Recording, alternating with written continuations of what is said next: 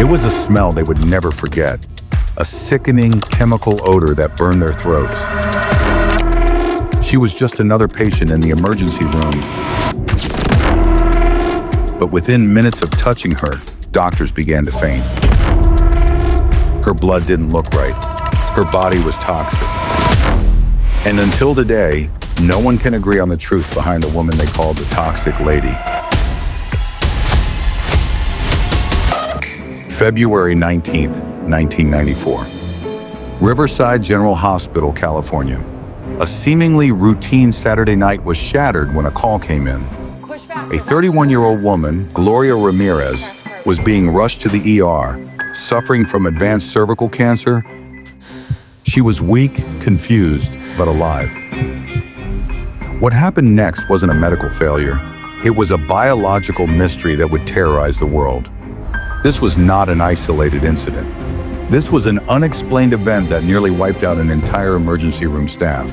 The moment the paramedics brought Ramirez, through the doors the air changed. The first responders noted a strange, oily sheen on her skin.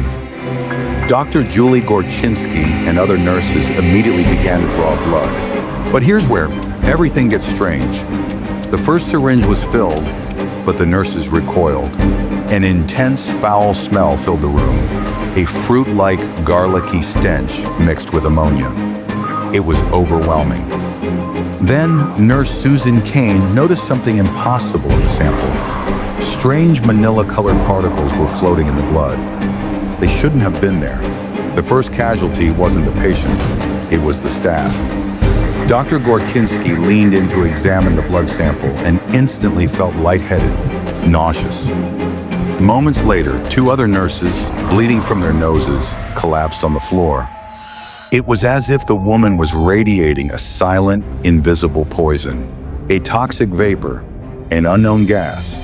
Within an hour, 23 people from the ER staff were suffering from fainting spells, muscle spasms, and temporary paralysis. 5 were hospitalized with critical symptoms. The ER was evacuated.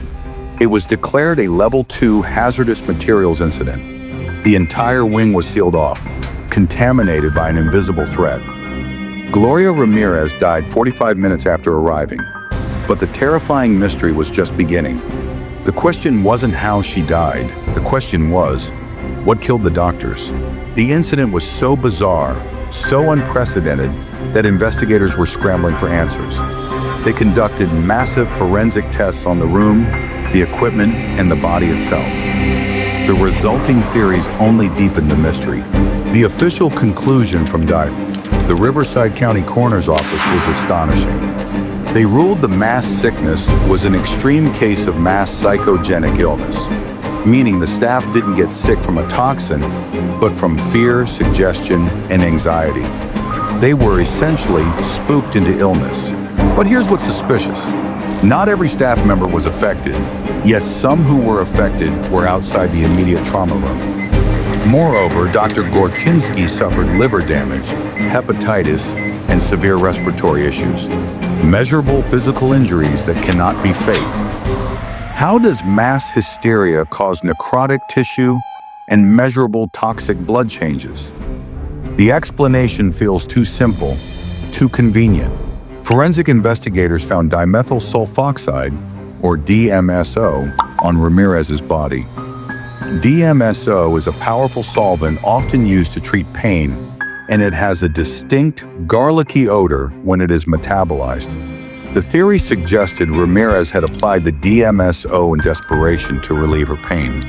The oxygen administered in the ER could have caused the DMSO to vaporize and combine with other chemicals in her system, creating a poisonous gas. But here's what's suspicious.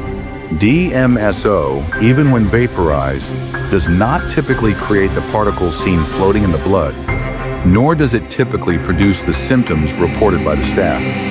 Even more concerning, a controversial, highly publicized final analysis by the Lawrence Livermore National Laboratory suggested a horrifying chemical chain reaction. They proposed that DMSO was converted into a lethal gas called dimethyl sulfate, an extremely dangerous chemical warfare agent. They never definitively proved it, The finding was suppressed, the theory dismissed as too complex. Many nurses and medical experts refused to accept the official findings.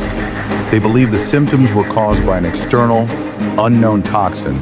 Some dark theories suggest Ramirez had been exposed to a clandestine chemical or experimental drug before she arrived. Her body may have acted as a biological vessel, concentrating an undetectable agent. But here's what's suspicious.